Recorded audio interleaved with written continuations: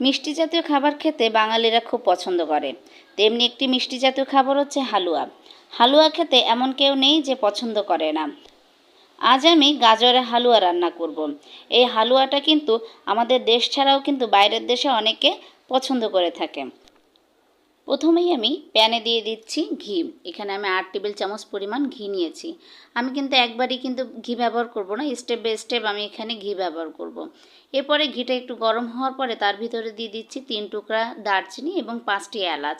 এলাচগুলোকে আমি কিন্তু মাঝখান থেকে ছিঁড়ে দিয়েছি, তাতে কিন্তু ঘ্রাণটা বের হবে ভালোভাবে। এরপর আমি ঘিটার ভিতরে দিয়ে দিচ্ছি গাজর কুচি। এখানে আমি হাফ কেজি পরিমাণ গাজর ব্যবহার করেছি এবং গ্রেটারের সাহায্যে খুব ভালোভাবে কুচি কুচি করে নিয়েছি। আপনারাও কিন্তু এইভাবে কুচি কুচি করে নেবেন, তাহলে কিন্তু গাজরের হালুয়ার স্বাদটা অনেক গুণ বেড়ে যাবে।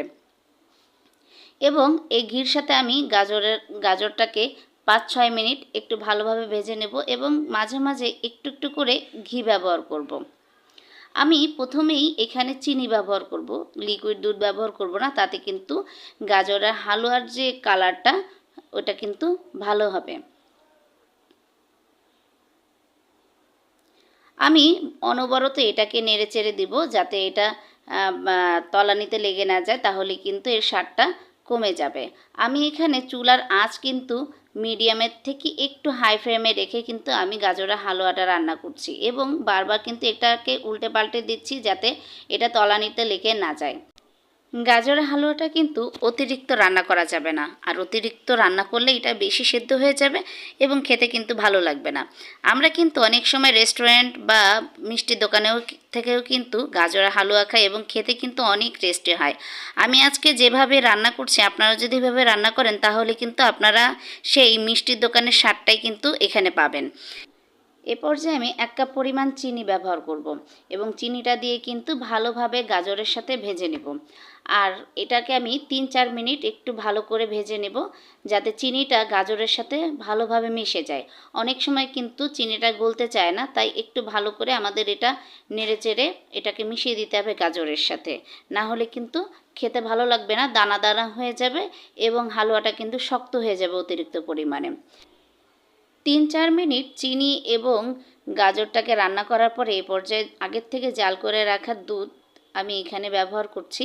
এখানে আমি 1.5 কাপ পরিমাণ দুধ আমি এখানে ব্যবহার করেছি এবং চুলার আঁচটা কিন্তু এই পর্যায়ে আমি একটু বাড়িয়ে দিয়েছি, না হলে কিন্তু ওই পর্যায়ে থাকলে কিন্তু অতিরিক্ত রান্না হয়ে যাবে এবং গাজরটা অতিরিক্ত সেদ্ধ হয়ে যাবে, তখন কিন্তু খেতে ভালো লাগবে না।